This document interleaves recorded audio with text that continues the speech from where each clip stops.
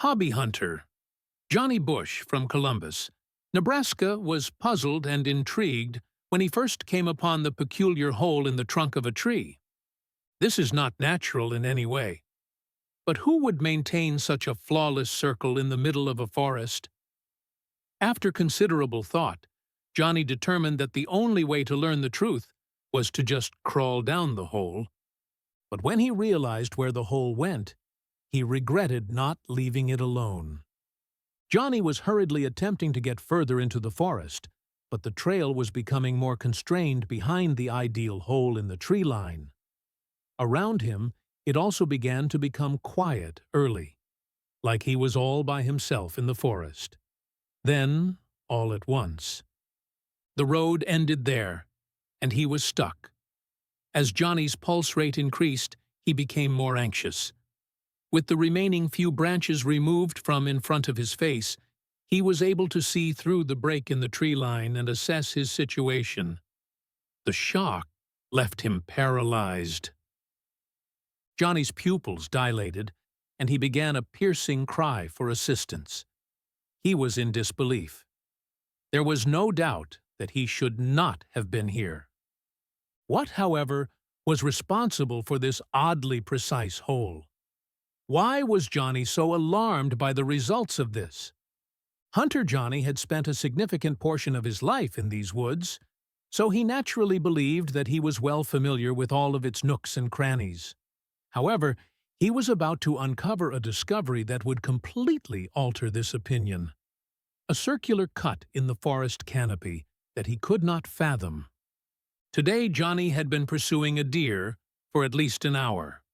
For the first time in 2 days of hunting, he had seen a substantial target, and he had no intention of letting it slip away. But the deer was making things difficult, since it kept wandering off and into parts of the woods Johnny had never explored before. Now that he got everything lined up, Johnny knew he had a chance at a home run. He placed his finger on the trigger, but just as he was about to press it, a loud scream went through the jungle. Johnny was so disoriented that he missed an open shot because of it. The deer was scared and rushed off, but Johnny observed where it was heading. But he could scarcely believe it at first. After being wounded by the failed shot, the deer suddenly bolted away and disappeared through a mysterious break in the forest canopy. But Johnny had never seen anything like this before. The sight was so surreal that he had to repeatedly wipe his eyes to accept it. It was a perfect circle, big enough for him to leap through with his arms in the air. Exactly how the heck did this get up at this place? It was exceedingly unlikely, in Johnny's opinion, that such a creature could be found in the wild. Johnny concluded that it was probably the result of human intervention. True, but who and why? Johnny approached the hole cautiously, hoping to get some insight. It had gone eerily silent deep amongst the trees after the weird scream and the subsequent disturbance in the forest. At this moment, you could practically hear a pin drop. Johnny began by checking the boundaries of the circle. He was looking for any telltale marks that would indicate they had been freshly honed into a flawless circle. He looked about on the floor for any indications of this as well. But he was somewhat aback when he turned up 0 hints of this phenomenon. It seemed to him that the trees had organically grown into this formation. Closer to the aperture, the branches thinned down, and there was no evidence of over-pruning on the ground. But it made no sense at all. Another one of the wicked cries that had frightened Johnny before broke the eerie calm while he was still investigating the hole. But now he had a far better idea of where the noise was coming from. The hole may be positively identified as the source of the scream. At the same moment, Johnny finally got a closer glimpse at what lay beyond the break in the forest's canopy. He had been focused on the entrance until now, but there was much more to this unusual find. As soon as you passed through the opening, the road became obvious. It was noticeably narrower than the hole itself, and seemed to become even smaller in a short amount of time. This, however, had to be the route the deer had taken when they escaped. However, at this time, Johnny had almost totally forgotten about the animal. That scream. This time it sounded very human. Is it possible that there are other persons nearby? Those in need? Perhaps they had discovered this opening and ventured through it before him. But in this remote part of the jungle, anything may happen if you're not prepared. Before Johnny could take that initial step into the opening, his heart began to accelerate. What if something were happening here for which he was similarly unprepared? Everything here simply felt so weird. But surely he couldn't dismiss the cry as irrelevant. Johnny thought long and hard before deciding to take the plunge and investigate the trail beyond the opening. If there was still someone who needed his assistance, he could not abandon them now. If he did that, he'd never be able to forgive himself. He began slowly but definitely making his way on the trail. Johnny soon reached a point of certainty that the evading deer could not have followed. However, he was unable to envision any other routes the animal may have taken. Something more that has Johnny scratching his head. He also saw that it seemed as if no one had traveled this route in quite some time. He had to work hard to break through all the branches, but nothing had been damaged up to that point. The analogy to the ideal hole. The more he wandered from the tree line's opening, the darker it became.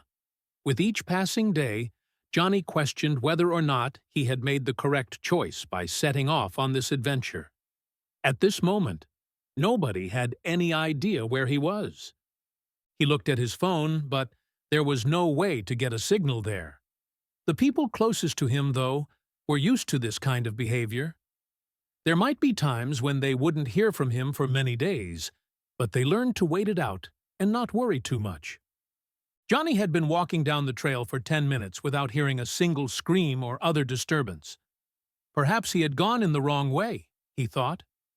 Later, though, he made some progress toward the conclusion.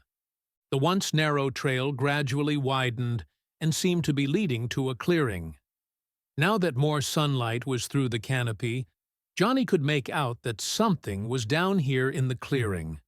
Something he didn't anticipate seeing in the middle of the wilderness. In the midst of the woods stood an ancient, dilapidated home that looked like it was on its last legs. It reminded me of a scene from a cheesy horror movie. Where the heck was everyone? And why was there a home this huge out here, far from any kind of human habitation? But Johnny will soon learn the truth. The home seemed to be deserted, but Johnny couldn't help but fear that whoever or whatever was there was responsible for the perfectly shaped hole in the trees. There was obviously a link between the hole and the home, but Johnny had no idea what it was. Johnny had serious reservations about entering the mansion. He had tried to gain a response by calling out, but had heard nothing. He should have turned around and left, but curiosity is a strong driver, and he couldn't help himself.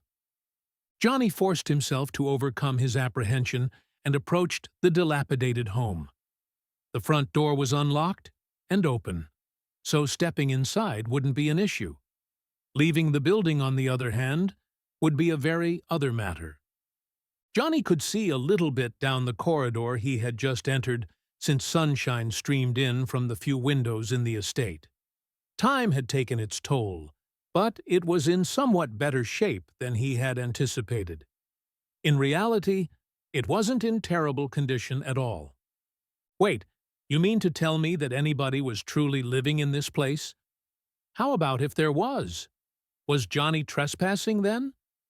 Tony took a chance, but there was a chance that he would find someone here who might give him some insight. Also, Johnny still had his weapons. Johnny reasoned that if there was anybody here who wanted to hurt him, they would definitely change their minds fast upon seeing his rifle, so he proceeded to explore the eerie home further. In his mind, there was nothing to worry about, but oh, how wrong he would be. Johnny initially investigated the kitchen, reasoning that there would be telltale signs of permanent or even occasional occupancy there. He rummaged in every cabinet, and then realized something. There was nothing to be seen. There is no bottled water, no tinned food, nothing. The only way anybody could have survived here without carrying their own supplies is if they were crazy. But given how far into the woods this home is, it sounded like the greatest trouble imaginable. It seems that the remainder of the home told the same tale. Though most rooms were still habitable, they clearly showed evidence of having been abandoned for some time. After an hour of aimless exploring, Johnny still had many unanswered questions. A few more rooms before he reached a cramped office. There was something he saw even before he entered the office that drew his eye. Some light seemed to be coming from under the door. But it's not just the sun. In addition to seeming warmer, it also seemed to be somewhat mobile. It felt like a light was flitting on and off. When Johnny opened the door, his jaw dropped, and his assumptions that no one had lived in the home for years were immediately disproven. There were no window panes in the workplace. There were several lighted candles dispersed throughout the room. An astonished Johnny.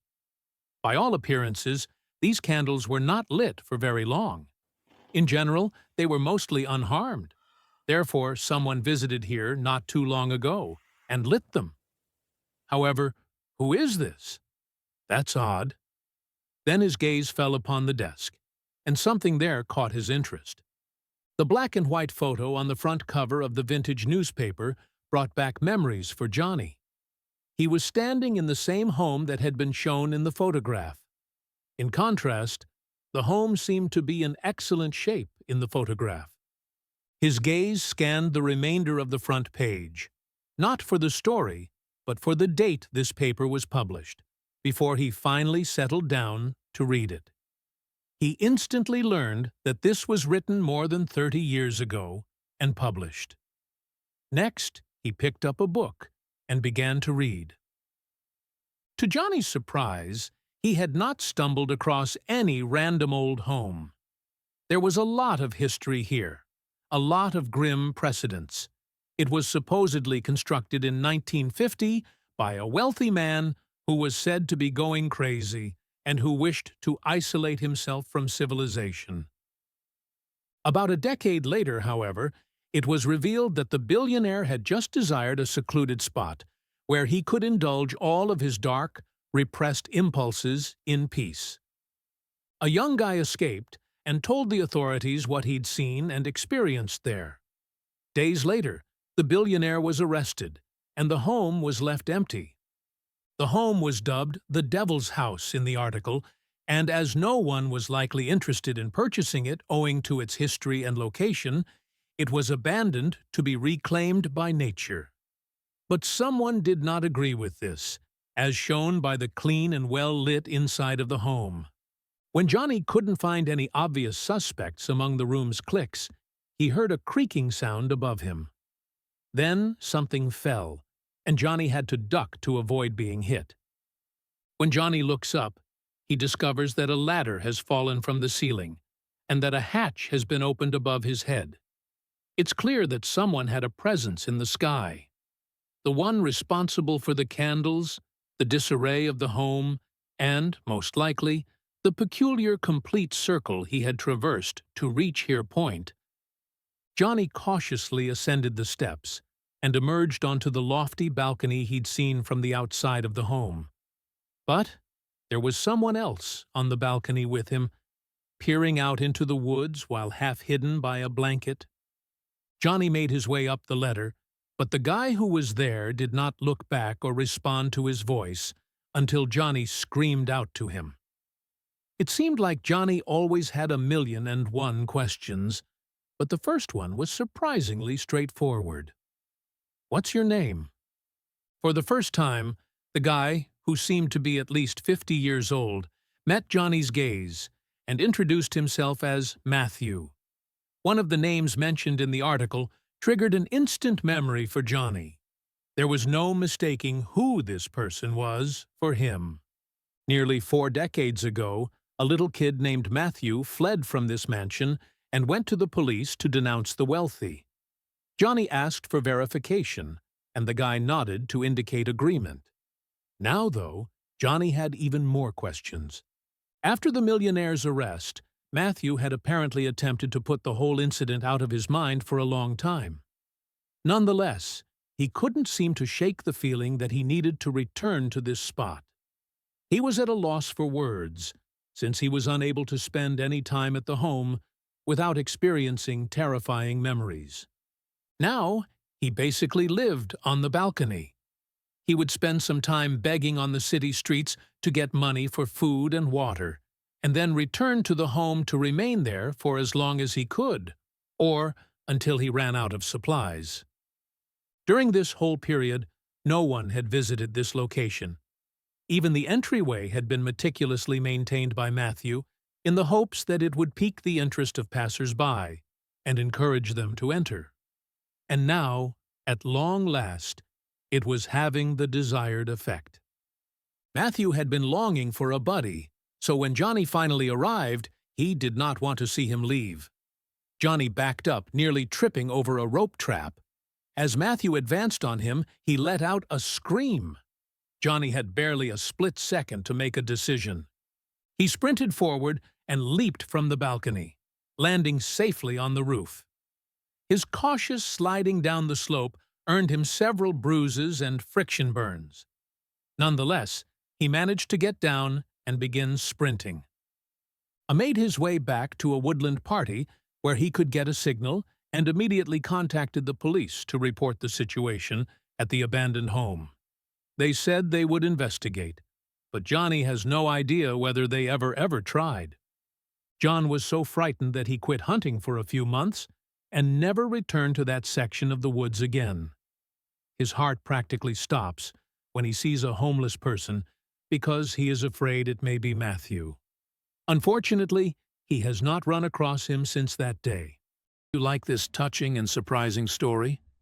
If so, we invite you to leave us a comment expressing your opinion.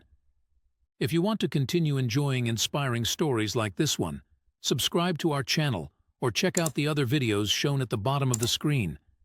Thank you for your cooperation,